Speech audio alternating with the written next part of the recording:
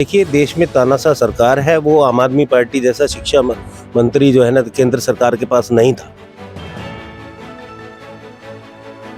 इसलिए उन्होंने मनीष सिसोदिया जी को अंदर किया ताकि दबाव डाला कि भाई आज बीजेपी भी ज्वाइन कर लेते तो उनके ऊपर कोई भी आरोप नहीं लगता। नमस्कार, मैं एसके भारद्वाज और मैं इस समय गुड़गांव में हूं। आप देख रहे हैं एसके न्यूज वर्ल्ड और माइकल सैनी जी मेरे साथ हैं और ये गुड़गांव मीडिया इंचार्ज है आम आदमी पार्टी के। नमस्कार माइकल जी। नमस्कार जी, आपके दर्शकों को। जी सर, आप गुड़गांव मीडिया इंचार्ज है आम आदमी पार्टी का। अभी अभी आम आदमी पार्टी ने बदलाव यात्रा की, क्या मायने है इस बदलाव यात्रा के हरियाणा में? देखिए, बदलाव यात्रा एक विश्वास की एक यात्रा आम आदमी पार्टी ने लोगों के बीच में गई है और उसने बताया आम आदमी पार्टी ने कि लोगों के जो काम करने की जो इच्छा शक्ति है वो आम आदमी पार्टी में है, उनके नेताओं में है। और जो पार्टियां आई हैं उन्होंने हरियाणा प्रदेश को लूटा है और लूट खसूट के अलावा कुछ काम किया नहीं है। जहां तक बात बेरोजगारी की करें, महंगाई की करें या भ्रष्टाचार की करें या महिलाओं के उत्पीड़न की बात करें तो हरियाणा जो है ना इन मामलों में नंबर 1 है। और बात विकास की, सबका साथ सबका विकास करने की बात करी तो आज कर्मचारी है, चाहे मजदूर है, चाहे किसान है, चाहे आशा वर्कर है, किसी भी विभाग के कर्मचारी हैं, वो आज उनका उत्पीड़न हो रहा है। और वो आम आदमी पार्टी की तरफ एक आस की टकटकी लगाए हुए हरियाणा की जनता देख रही है कि भाई हम जो है आम आदमी पार्टी को सत्ता में लाएंगे। और इसीलिए उनके बीच में जाने का काम आम आदमी पार्टी ने किया। बदलाव यात्रा का मकसद एक यही था, ज़्यादा से ज़्यादा लोगों से संपर्क साधा जाए और उन्हें आम आदमी पार्टी की तरफ आकर्षित किया जाए और इस भरोसे में लिया जाए कि हम वास्तव में जनता के लिए काम करने वाले लोग हैं और सच्ची नीयत से लोगों को बेहतर स्वास्थ्य, बेहतर शिक्षा और जो महिलाओं को जो फ्री यात्रा है, बिजली बिलों में जो एक लूट का माहौल हरियाणा के अंदर चल रहा है। आप देखिए, दिल्ली हमारे से सटा हुआ प्रदेश है। सर, इस क्षेत्र की सबसे ज्यादा समस्या क्या है, बड़ी समस्या क्या है इस क्षेत्र की?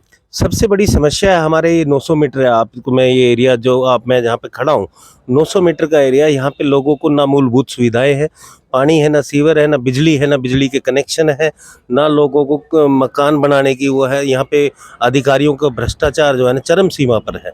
यहाँ पे महिलाएं सुरक्षित नहीं हैं, बच्चों के साथ, छोटी छोटी बच्चियों के साथ बलात्कार के रेशो हरियाणा में। और गुड़गांव तो क्राइम सिटी बना दिया इस हरियाणा खट्टर सरकार ने। और भाजपा के नेताओं में इतनी ना तो नैतिकता है और ना संवेदनशीलता है कि भाई वो अपने गुड़गांव की तरफ कुछ ध्यान दें। यहाँ पे सिर्फ अधिकारी जो आते हैं वो यहाँ पे भ्रष्टाचार करने की नीयत से आते हैं, काम करने की नीयत से कोई नहीं आता। और सरकारों को भी वो लोग पसंद हैं, तो कहीं ना कहीं सरकार के भी राइट उसमें छिपे हुए हैं। सर, आपने दो बातें की, बिजली की और भ्रष्टाचार की, तो मैं बात करता हूं भ्रष्टाचार की। तो आपकी दिल्ली सरकार पे, जो आम आदमी पार्टी की सरकार है, आपके बड़े बड़े लीडर जेल में है अभी। देखिए, देश में तानाशाह सरकार है, वो आम आदमी पार्टी जैसा शिक्षा मंत्री जो है ना केंद्र सरकार के पास नहीं था। इसलिए उन्होंने मनीष सिसोदिया जी को अंदर किया ताकि दबाव डाला कि भाई आज बीजेपी भी ज्वाइन कर लेते तो उनके ऊपर कोई भी आरोप नहीं लगता। लेकिन आज ये सिर्फ किसी एक के बयान पर उनको जो है ना अंदर एक पीसी अगर बीजेपी वाले कर देते तो उनकी पीसी के बिहाफ पर जो है ना आम आदमी पार्टी के बड़े बड़े दिग्गज नेताओं को अंदर किया जा रहा है। आप संजय सिंह जी की बात कर लीजिए, उन्होंने हिंडनबर्ग का मामला उठाया, जो गौतम अडानी का जो भ्रष्टाचार का, जो शेल कंपनियों का पैसा अब किसका लगा हो, जांच ना करा करके सेबी तक ने जांच नहीं की, आईटी ने जांच नहीं की, सीबीआई ने जांच नहीं की, ईडी ने नहीं की। ये सवाल संजय सिंह जी निरंतर उठा रहे थे। अब इन सवालों का उठाने का ही नतीजा है कि संजय सिंह जी को भी जेल में इन्होंने डाल दिया। सत्येंद्र जैन जो पीडब्ल्यूडी मिनिस्टर थे दिल्ली के अंदर, उन्होंने स्कूलों का इतना अच्छे बिल्डिंग बनाई, इतने अच्छे हॉस्पिटल्स किए, इतनी अच्छी अच्छी रोड वगैरह और उनके सौंदर्यकरण का दिल्ली के अंदर जो काम किया वो आप देख लीजिए। एनवायरनमेंट में देख लीजिए, आप ग्रीनरी में देख लीजिए, दिल्ली नंबर 1 है। दिल्ली के रोड, सड़कें, मतलब जो मैं कह रहा हूँ कि डस्ट फ्री सड़कें हैं और बहुत अच्छे अच्छे पॉइंट हैं जहाँ सेल्फी पॉइंट बना रखे हैं, ग्रीनरी का है, पौधे लगा रखे, हर चीज़ में मतलब जो है ना दिल्ली। आप देखिए ना, कूड़े के पहाड़ जो लगे हुए थे, आज आपको कूड़े के पहाड़ नज़र नहीं आएंगे, क्योंकि दिल्ली सरकार जो है लोगों के प्रति समर्पित सरकार है। उस समर्पण भाव से ही सत्ता में आई है, उसने करके दिखाया काम। वो एक इकलौती सरकार है, एक ऐसी पार्टी है जो ये कहती है हम काम करते हैं तो हमें वोट दीजिए। इन पार्टियों में इतनी ताकत नहीं है कि ये लोग ये कह सकें कि हमने काम किया है। इनके पास काम गिनाने के लिए काम है नहीं।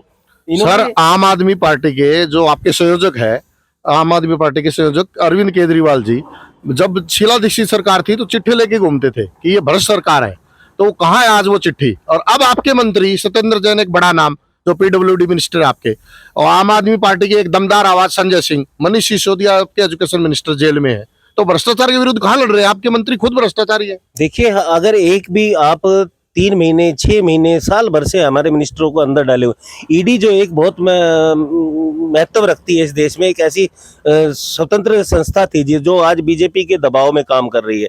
बीजेपी का मैं कहता हूं कि तोता बन के काम कर रही है, जिसको पहले सीबीआई को तोता कहा जाता था, पिंजरे का, लेकिन आज ईडी और सीबीआई दोनों जो है ना पिंजरे का तोता बन के बीजेपी सरकार, केंद्र सरकार के दबाव में काम कर रहे हैं। और इसी दबाव में ही वो जो जिसको चाह रही है केंद्र सरकार, मोदी सरकार जिसको चाह रही है, उसको जिले की सलाखों में डाल रही है। क्यों? मोदी जी को सवाल करने वाले लोग पसंद नहीं है। आज देश का दुर्भाग्य है कि आज उसको ऐसा प्रधानमंत्री मिला है जिसने कि अपने पूरे कार्यकाल में दोनों टर्म के अंदर एक भी पीसी नहीं किया। क्यों सवालों से डरते हैं मोदी जी? 56 इंची सीना लेकर के आए थे, देश में बताया था उन्होंने कि उनका 56 इंची सीना है। पत्रकारों के सवाल से जो व्यक्ति डरता हो, आप उसकी मतलब गैर जिम्मेदाराना रवैये को आप देख सकते हैं, पूरा देश देख रहा है। और उनको ना कोई संसद में सवाल करने वाला पसंद है, ना प्रेस कॉन्फ्रेंस में सवाल करने वाला पसंद है। वो विदेशों में भी जाते हैं तो ना तो उनको इंग्लिश में भाषण देना आता है, ना देश की इकोनॉमी पे भाषण देना आता है, ना जो इन्होंने देश के अंदर जो एक जातिगत और एक धार्मिक जो भेदभाव में लोगों को जो बांट रखा है, उसमें इनको एक न्यायप्रिय सरकार नहीं है। इसको सर, आप आम आदमी पार्टी की सरकार हरियाणा में देखना चाहते हैं, लेकिन सरकार तो आपकी दिल्ली की सुरक्षित नहीं है। अरविंद केजरीवाल जो आपके सबसे बड़े नेता है, उनको ईडी का नोटिस पूछ चुका है और वो कह रहे हैं कि कभी भी जेल में जा सकते हैं। देखिए, किस आरोप में पहला नोटिस आया, आपके चैनल के माध्यम से मैं बताना चाहता हूं कि पहला नोटिस आया तो ईडी ने ये क्लियर नहीं किया कि वो किस हैसियत से उनको बुला रहे हैं, कि आम आदमी पार्टी के सर्वे सर्वा है इस नाते बुला रहे हैं, दिल्ली के सीएम के नाते बुला रहे हैं, या किसी केस में किस मामले में छानबीन करना चाहते हैं, वो क्या पूछना चाहते हैं, क्या जानकारी जुटाना चाहते हैं। इन्होंने हमारे 3-3 मिनिस्टरों को अंदर कर रखा है। मैं ईडी से सवाल पूछता हूं आपके चैनल के माध्यम से, खैर वो एक संवैधानिक संस्था है, मैं अपने देश की जनता के सामने एक बात रखना चाहता हूं कि ईडी ने आज तक हमारे इन जो अरेस्ट किए हुए मिनिस्टर्स हैं, इनके खिलाफ क्या हासिल किया और क्या उन्होंने कोर्ट में पेश किया कि हमने इनसे ये इतना धन इनसे वसूला है, या ये जो लेकर के इन्होंने छिपा रखा था वो हमने जब्त किया है। ऐसा कुछ भी इनके पास अभी तक हासिल नहीं कर पाए। सिर्फ झूठे मिथ्या आरोप, जो घोटाला तथाकथित शराब घोटाला हुआ ही नहीं, वो इनकी एक बीजेपी का नेता कोई भी प्रेस कॉन्फ्रेंस कर देता है, कोई सरकारी गवाह बना लेते, कहीं दूर से किसी गवाह को, झूठे सच्चे को पकड़ के हमारे नेताओं को अंदर किया जा रहा है। आज देश की जनता देख नहीं रही क्या किस प्रकार से दमनकारी नीतियां अपनाए हुए केंद्र सरकार? सर, नेता की छवि बहुत महत्वपूर्ण होती है। अरविंद केजरीवाल ने जब शपथ नहीं ली थी, जब वो आंदोलन कर रहे थे, तो उन्होंने कहा था कि मैं बच्चों की कसम खाता हूं, ना मैं गाड़ी लूंगा, ना मैं बंगला लूंगा, और मैं रामलीला मैदान से फैसले करूंगा, जनता के बीच में जाके फैसले करूंगा। वो वायदे कहाँ है सर? और अभी अभी जब बहुत बड़ी उन्होंने अपनी मकान में, कोठी में जब वो काम करवाया है, तो वो मीडिया की नजर में आए। देखिए, आपका कई सवाल इसमें जुड़ गए हैं। मैं आपको एक बात कहना चाहता हूं कि वो दिल्ली के मुख्यमंत्री है, उन्होंने एक अरविंद केजरीवाल एक पार्टी के नेता थे, तब उन्होंने क्या कहा वो एक अलग विषय है। लेकिन अगर बात एक कानूनी दायरे में अगर देखा जाए तो जो सुरक्षा एजेंसियां हैं वो एक सूबे के मुख्यमंत्री को अकेला नहीं छोड़ सकते उनकी बातों को वो ध्यान में रख के, क्योंकि उनकी सुरक्षा 2.5 करोड़ लोगों की एक मत की सुरक्षा है, उनके विश्वास की सुरक्षा है, न केवल अरविंद केजरीवाल जी की। अब मैं आपके बाद दूसरे जो सवाल आपने किया कि शीश महल का आपने शायद जिक्र किया है, तो शीश महल का 45 करोड़ का टेंडर पीडब्ल्यूडी ने लगाया था। अब आप एक बात बताइए, अगर 20 रुपए में सब्जी स्वाद नहीं बन रही हो, अगर 30 रुपए में सब्जी स्वाद बन रही है, अगर स्वाद नहीं है तो 20 रुपए की भी बेकार है, स्वाद बन गई है तो वो इतनी स्वाद बना दी कि वो मोदी जी कह रहे हैं कि मुझे क्यों नहीं शीश महल में रहने का मौका मिल रहा, ये अरविंद केजरीवाल जी क्यों रहेंगे? और अरविंद केजरीवाल जी की निजी प्रॉपर्टी नहीं है, सीएम हाउस है, कल को कोई और सीएम आएगा वो भी उस शीश महल में रहेगा। तो एक इमारत जो सरकारी इमारत है, अगर उसमें सही रूपरेखा, उसको साज सज्जा अगर उसकी थोड़ा सा एक्सपेंशन ज्यादा हो गया, तो उसमें मैं नहीं समझता कि कोई भ्रष्टाचार का मामला और उन्होंने किसी निजी इमारत में पैसा खर्च किया है। सर, दिल्ली में पोल्यूशन एक बहुत बड़ा मुद्दा रहा है। पर्यावरण के नजरिए से अगर देखें हम, तो अरविंद केजरीवाल जी हमेशा कहते थे कि पंजाब से और हरियाणा से पराली का जो धुआं है वो प्रदूषित करता है दिल्ली की हवा को। अभी आप हरियाणा में जो वोट मांगने जाएंगे तो किसान वही है जो वोट देंगे आपको। तो पराली के विषय पे आपका क्या कहना है?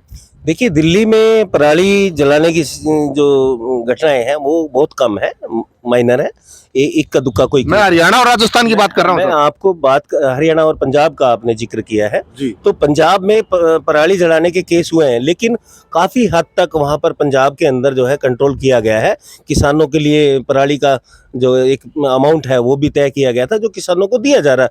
और पराली प्रबंधन के कार्यों में सरकार हर पैमाने पर खरी उतरने का काम जो है पंजाब की सरकार कर रही है। मगर फिर भी कुछ एक किसान जो है कुछ एरियाज में वो घटनाएं हुई है, उस बात से इनकार नहीं किया जाता। लेकिन अगर बात करें हरियाणा की, तो हरियाणा में मैं खुद हरियाणा का हूं, तो हमारे किसान भाई ये भी जो पराली जलाने का काम करते हैं, मेरा उनसे भी अनुरोध है कि वो जो पराली जलाते हैं तो वो इस पूरे एनसीआर रीजन में लोगों के लिए बीमारी, जो सांस दमे के जो पेशेंट हैं उनके लिए दिक्कत होती है, हार्ट के पेशेंट को दिक्कत होती है, बच्चे सांस ज़्यादा जल्दी लेते हैं, बच्चों में ज़्यादा बीमारियां फैलने का डर है।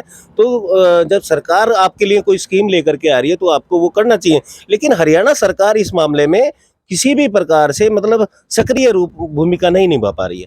इसलिए हरियाणा सरकार को चाहिए कि वो किसानों से अपने संपर्क बढ़ाए, उनको अवेयर करे और उनको जागरूकता ला करके इस विषय का, इस पराली प्रबंधन में काम करना चाहिए। सर, हरियाणा विधानसभा में पिछली बार भी आम आदमी पार्टी ने भाग लिया था, चुनाव लड़ा था आपने, लेकिन रिजल्ट क्या रहा? आपकी जमानत जब्त हुई। देखिए, पहले जब आम आदमी पार्टी किसी भी राज्य में अगर चुनाव लड़ती है तो एक दो सीटों पर ही आती है, जैसे पंजाब के अंदर। फिर उसके बाद क्लीन स्वीप करने का काम करती है, ये आम आदमी पार्टी की खासियत है। और दिल्ली में भी आपने देखा कि पहले 29 सीटें आई थी, 29-32 कुछ ऐसी सीटें आई थी, लेकिन पंजाब में भी 10-12 सीटें आई थी। उसके बाद क्या हुआ पंजाब में, आपने देखा बिल्कुल एकदम सुपड़ा साफ। झाड़ू जब चलती है तो फूल, साइकिल, हाथ पंजा सबको जो है ना साइड कर देती है। ये आम आदमी पार्टी की खासियत है, क्योंकि आम आदमी पार्टी का नेता, कोई भी कार्यकर्ता है, वो समर्पित है और जनता उसके हाव भाव देख करके, उसके काम करने की नीयत को देख करके ही उसकी पूरी पार्टी को लाइक करती है, जैसे पंजाब में किया। सैनी साहब, 5 राज्यों के अभी चुनाव हुए, ये एक सत्ता का सेमीफाइनल था।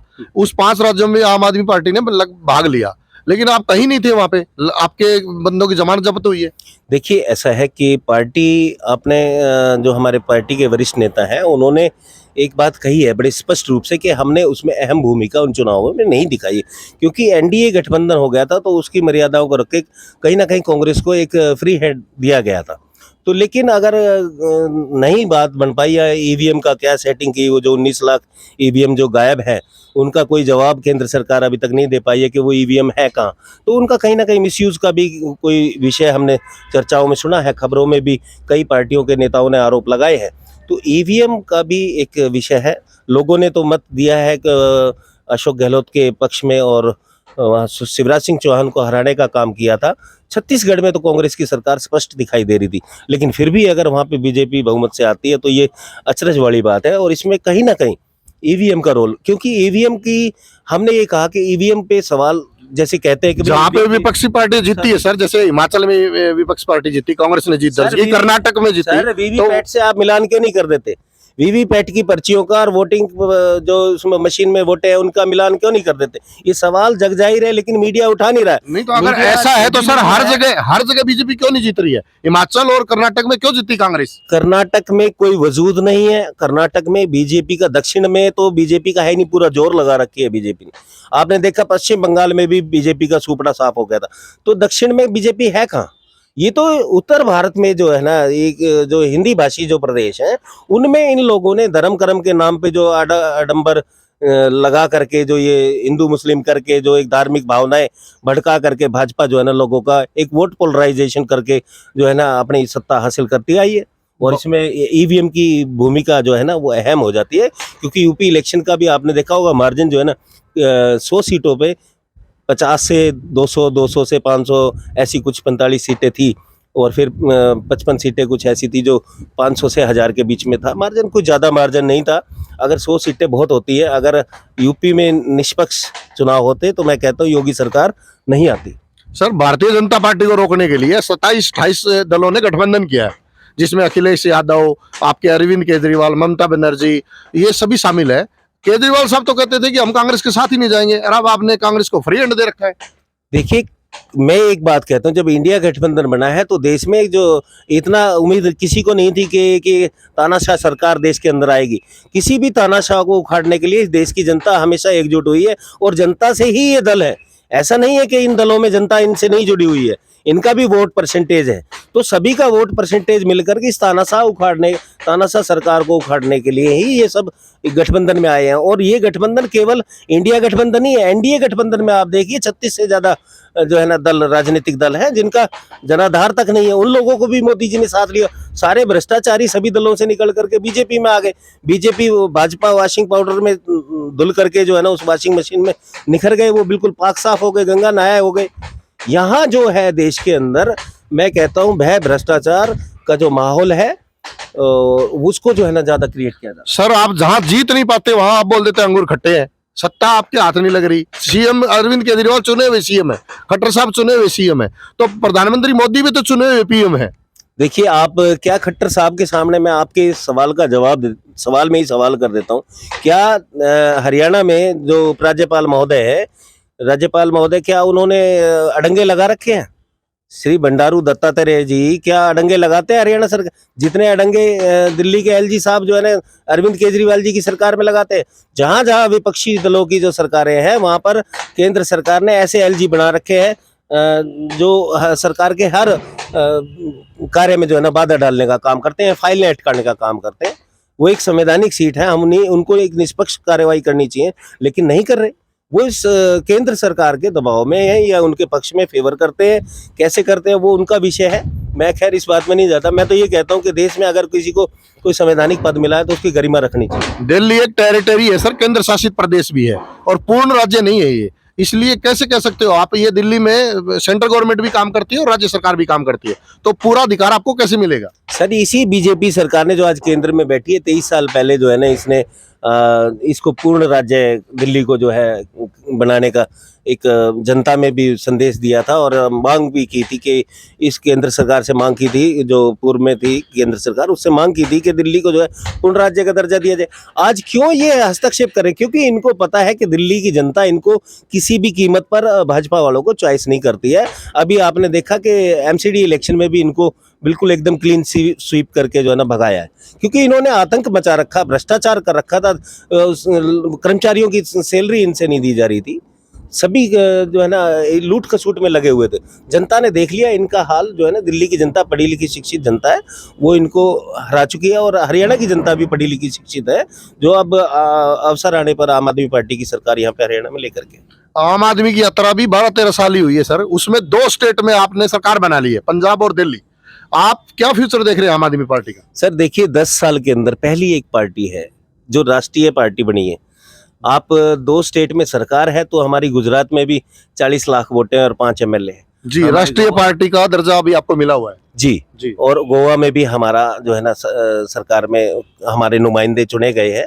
और कई हरियाणा में भी ब्लॉक स्तर पे हो या जिला परिषद लेवल पे हो, सरपंचों में हो, पंची हमारे को लोग चाह रहे। अभी इन इलेक्शनों ने दिखाया, निकाय चुनाव के इलेक्शनों ने हमारे 1100 से अधिक जो है ना पदाधिकारी जो है चुनाव जीत करके आए हैं।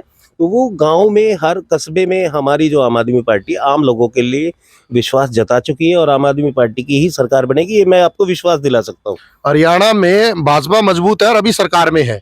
हरियाणा में कांग्रेस भी अपनी मजबूती का दावा करती है कि हम सरकार बनाएंगे, तो आप कहाँ हैं? आप तो कहीं दिखाई नहीं दे रहे। आम आदमी पार्टी कहाँ है हरियाणा में? देखिए आम आदमी पार्टी ने जितना जल्दी आज 2.5 लाख अपने कार्यकर्ता जो है ना एक अपना संगठन निर्माण कर लिया। इतने साल 125 साल पुरानी कांग्रेस से जो है ना आज हरियाणा प्रदेश में अपना संगठन तक निर्माण नहीं हो पाया। वो कांग्रेस इलेक्शन नहीं लड़ पाएगी।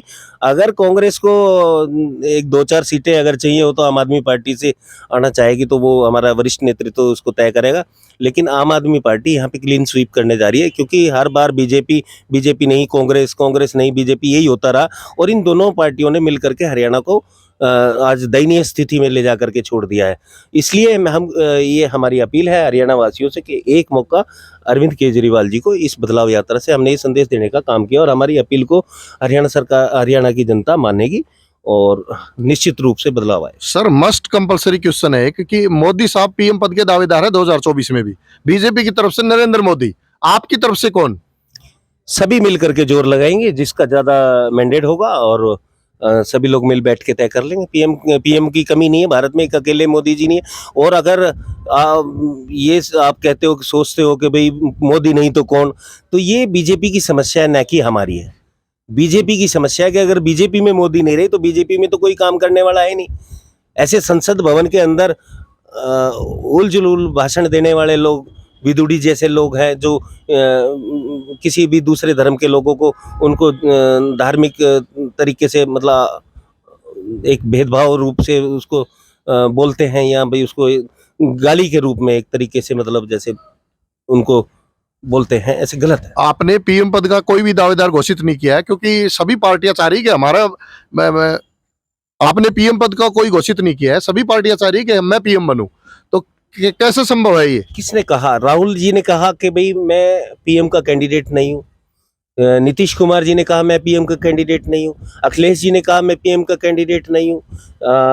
उद्धव ठाकरे जी कह रहे हैं मैं पीएम का कैंडिडेट नहीं हूँ। और आपके अरविंद केजरीवाल जी कह रहे हैं मैं पीएम का कैंडिडेट नहीं।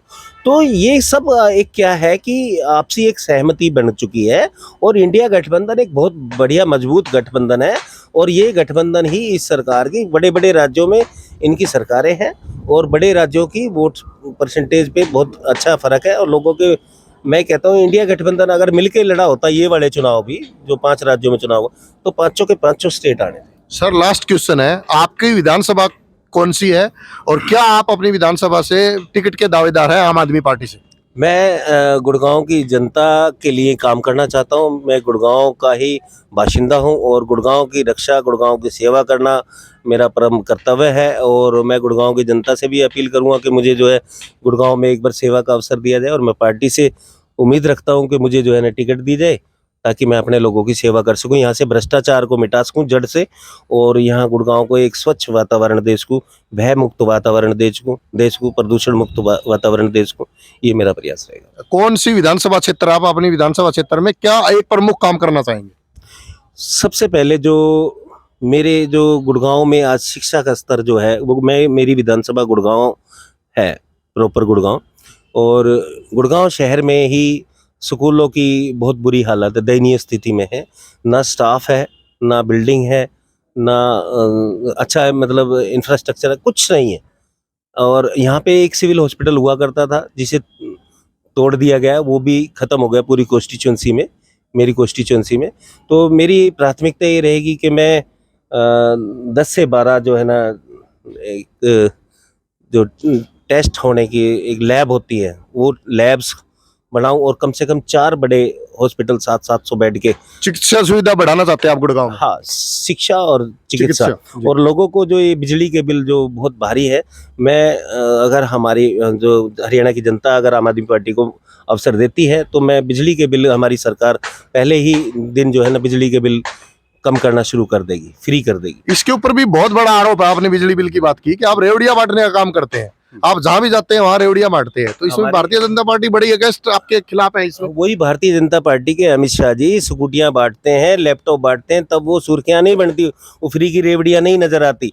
1250 से 2750 और फिर 3000 लाडली बहना योजना में शिवराज सिंह चौहान कर देते हैं, वो रेवड़ियां नहीं है। 2200 से 1750 से आज 3000 होने को हरियाणा में पेंशन, वो बहुत जरूरी है बुजुर्गों के लिए। ये ऐसी ही महिलाओं को बस में फ्री यात्रा भी फ्री है, जरूरी है। ऐसे ही लोगों को बिजली के बिलों में रियायत देनी बहुत जरूरी है। जो अनाप शनाप हाउस टैक्स आए हुए हैं गुड़गांव में, आप देखो कि लोगों को लूटा जा रहा है हर प्रकार से, उनमें रियायत देनी बहुत जरूरी है लोगों को। आज आप शिक्षा और चिकित्सा में ही लोगों को सहूलियतें दे देते हैं, ट्रांसपोर्टेशन तक ठीक नहीं है गुड़गांव में, अगर वो दे देते हैं तो गुड़गांव की जनता आम आदमी पार्टी को ही चुनेगी, और किसी को क्यों चुनेगी। भारतीय जनता पार्टी के पास एक मजबूत चेहरा है नरेंद्र मोदी के रूप में, और हरियाणा में कांग्रेस भी मजबूत है, तो आप कैसे संभव है, कैसे टक्कर दे पाएंगे आप? देखिए, आम आदमी पार्टी को अगर आप ये कहते हैं कि आम आदमी पार्टी कमजोर नहीं है, तो ये आपकी मैं कहता हूँ कि आपको इसमें और थोड़ा सा गांव कस्बे में जाना पड़ेगा, हर क्षेत्र में जाना पड़ेगा। लोगों की मंशा आपके और आम आदमी पार्टी के प्रति है। ऐसे तो कयास बहुत सारे चैनल जो है ना इलेक्शन के नतीजे आने से पहले अपने राय रखते हैं, लेकिन मैं ये कहता हूँ कि आप जब जनता के बीच में जाकर के खबरों का सही विश्लेषण करेंगे तो आप पाएंगे कि लोगों के बीच में चर्चा सिर्फ आम आदमी पार्टी को लेकर के, और क्योंकि वही पार्टी ऐसी है, आम आदमी पार्टी, जो बदलाव ला सकती है, लोगों के जीवन में सुधार ला सकती है, उनको जीवन को जो है ना सरल और सुगम बना सकती है। ये थे माइकल सैनी जी, आम आदमी पार्टी के गुड़गांव मीडिया इंचार्ज है, और ये संघर्षशील आवाज है, युवा आवाज है। और आम आदमी पार्टी का कहना है, सैनी साहब का कहना है कि गुड़गांव की ही नहीं पूरे हरियाणा में हम पूरी मजबूती से हैं। गांव के कोने कोने में हर जगह हम हरियाणा की मजबूती से उतरे हुए हैं और हम सरकार बनाने जा रहे हैं। देखते हैं इनके दाव में कितनी सच्चाई है। 2024 का इलेक्शन नजदीक है। दोबारा मिलते हैं सैनी साहब से। बहुत बहुत धन्यवाद सर।